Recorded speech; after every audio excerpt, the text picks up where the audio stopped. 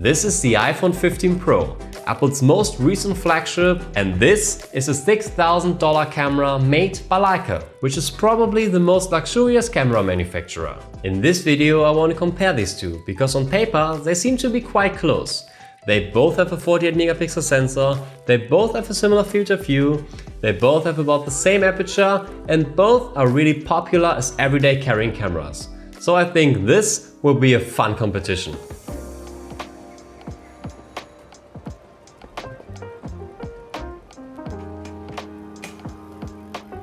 While photographing, I noticed that, of course, it's much easier to carry the phone with you. But this doesn't necessarily lead to better or even more pictures. Because in the end, it's about having a great feeling while you photograph. And with a Leica Q2 and all these manual dials and buttons, it's a lot greater feeling to photograph, and therefore I use it more often.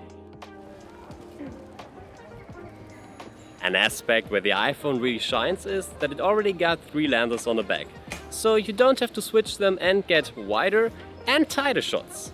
With the Leica, you are stuck with a 28mm lens. I personally really enjoy this because it forces you to get more creative and really get to know this lens inside out. But of course you may miss out on some opportunities if you're not physically possible to get closer to the subject. Let me just interrupt myself here, because I just took a look at the pictures on the laptop and there isn't even a real difference between the 6 megapixel Leica shot and the 12 megapixel shot of the iPhone Stellar camera. I mean, I would have expected a lot more from the iPhone, but now let's pass the past me. Yeah, and of course it's much easier to get selfies with the iPhone. With the Leica, it's a pain.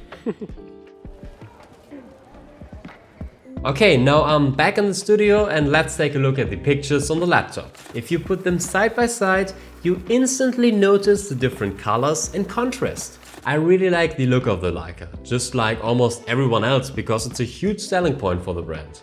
I also want to point out that I adjusted the white balance of the iPhone to make it a little bit more fair. So in comparison, in the red and yellow parts of the image, the iPhone has a greener tint. The blue part of the sky is a little more teal on the Leica, and the trees are also more vivid there.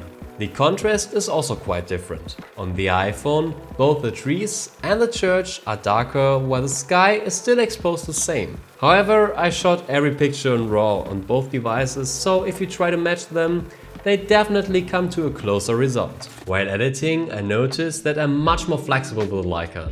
I mean, in this example, I raised the exposure by 5 stops, and the Leica is much sharper than the iPhone, because the iPhone uses a lot more noise reduction in the shadows to keep a clean image. It's also pretty easy to notice the difference in the focal length. The Leica Q2 has a 28mm and the iPhone's main lens is 24, but you can choose to switch to 28, which leads to a slight crop and therefore loss of a bit of resolution. I personally really like the 28mm field of view, but you can get used to everything if you use it often enough. In these pictures you can notice quite well the difference in the depth of field. You may wonder why this is the case, as both lenses have a similar aperture. The main difference is the sensor size. This is a full-frame one, which you can find in most professional cameras, and this is the one of the iPhone. If the sensor is smaller than the full-frame one, then you have to multiply the focal length by the inverse factor of how much smaller the sensor is compared to the full-frame one to get the actual focal length. But let me give you an example to make it easier to understand. Many lower-end dedicated cameras have an APS-C sensor.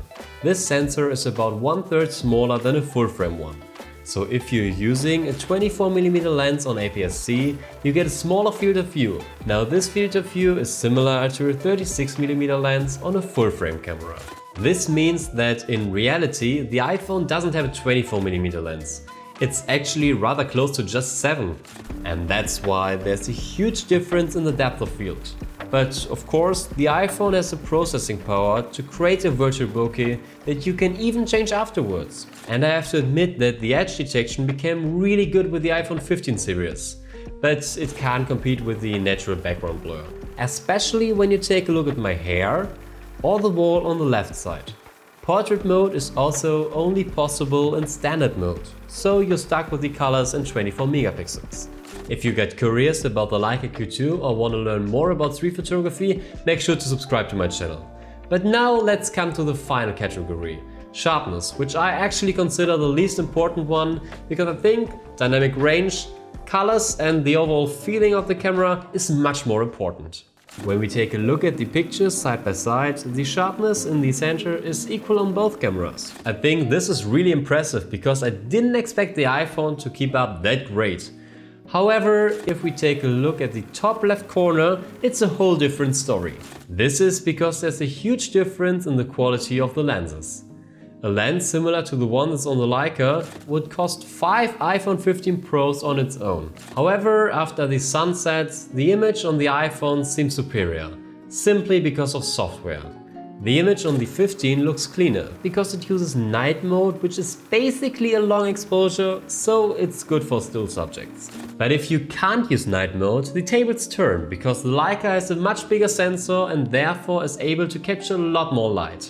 That's why, although I captured both images with 1:15 shutter, the image taken on the expensive camera is shot at ISO 800 and the 15 Pro shot at ISO 4000. In the bright parts, the Leica is just slightly sharper, but you can even see the huge difference in how direct backlighting is handled. In the dark parts, the iPhone picture falls apart. I mean, there wasn't even any wind. This is purely software softening. So what can we learn from this test? Probably that a more expensive camera is actually better. But no, for real, I think the iPhone kept up quite well and I wouldn't have expected such a close result. If you're thinking about buying a dedicated camera, the focus should be the haptics. If you think shooting with something like this is more fun for you and you'll shoot more often, then I'd say just go for it. I mean, life is just about having fun, right?